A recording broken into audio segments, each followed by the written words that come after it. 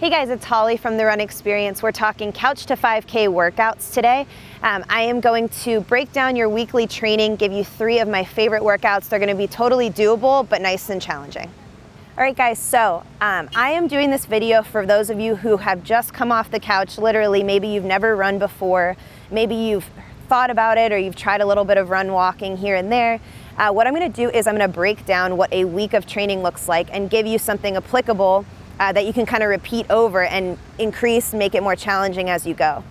So there's going to be 3 workouts I'm going to give you. They're going to be different variations of running, different challenges to tackle, and we're going to break those down for you, and then I'll explain how you can modify them.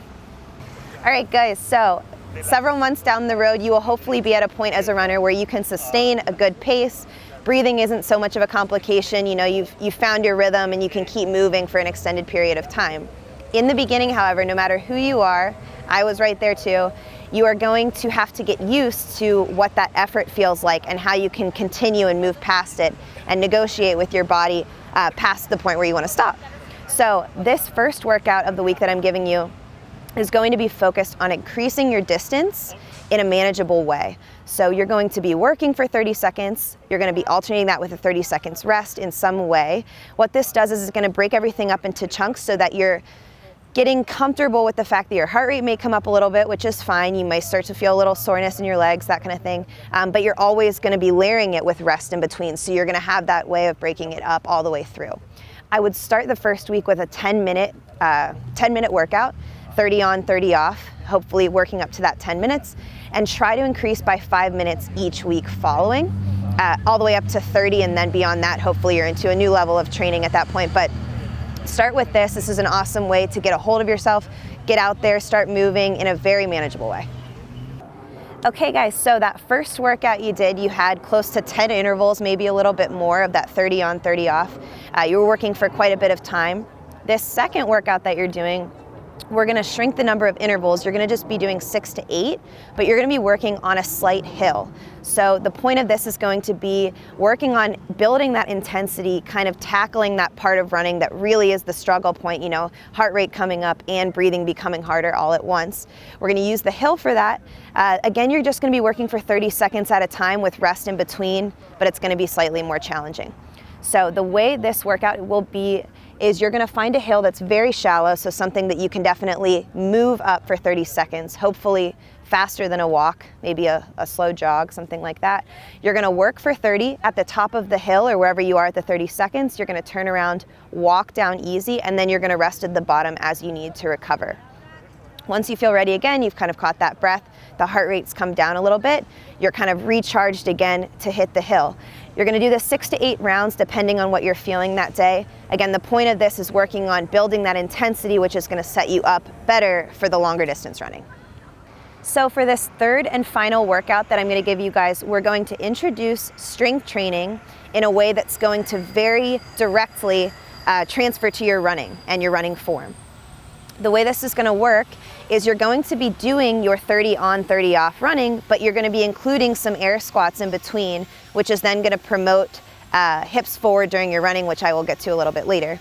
The air squats are very simple. You may have done these before. You're not going to need any equipment for this. It's actually going to be a part of your moving time. You're going to be running for 30 seconds like you normally would on that first workout, you know, just a nice easy jog. After the 30 seconds, you have 30 seconds to rest, but this time you're going to be doing 5 of those air squats before and then walking the remainder. All right guys, so I'm going to show you what those 5 air squats are going to look like. Again, you're doing this immediately after your 30 seconds of work. I'm going to show you, you're going to just go about hips width apart, maybe slightly wider than that, toes straight ahead. I'm not going to get super detailed about the squat here, but we're going to emphasize one important part for sure.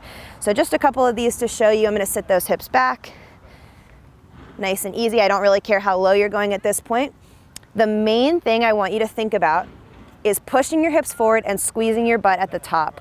When you don't complete each air squat, pretty much that movement gets broken. It becomes a chain of kind of unrelated events. So you want to make sure that you're coming to a full extension at the top every single time. Squeeze the butt each rep. I'm going to show you a few from the side. Squeezing at the top. What I don't want to see, and this is kind of that unfinished position, is going to be the down, maybe just finishing about here. You can see there's no real finish to the position. If I engage at the top, I can promote hips coming all the way forward, which will then translate to our running. You want to think about the same thing. When you get to that next 30 seconds of work, you're going to keep those hips pressed forward, which is going to promote better posture, more relaxed shoulders, and down the road, even more efficient running. All right, so I've given you guys 3 workouts to put into your week of training. Maybe this is your first week off the couch, maybe you're a few weeks in.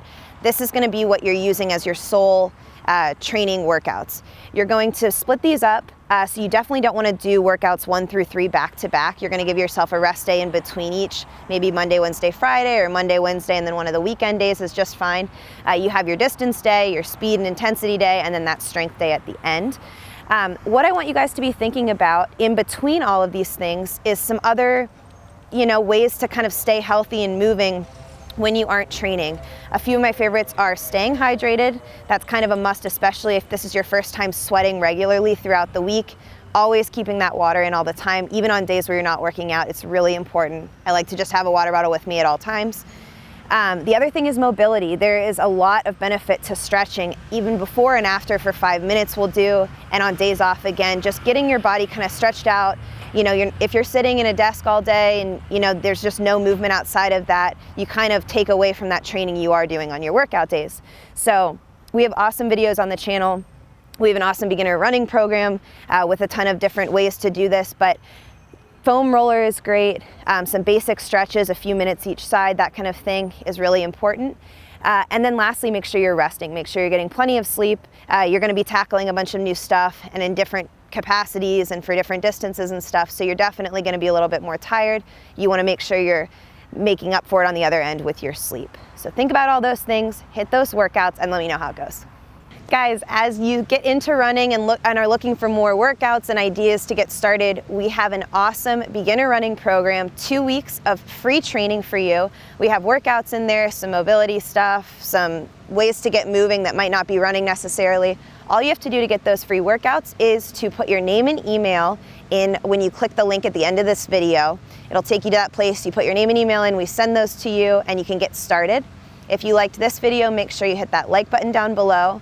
If you have any comments or questions, something didn't make sense, or you have a request for a future video, beginner running related or not, make sure you drop that in the comments. And lastly, make sure you subscribe to the channel. We have new stuff coming out all the time, so hit that subscribe button. That is all I have for you guys today. I'll catch you in the next video.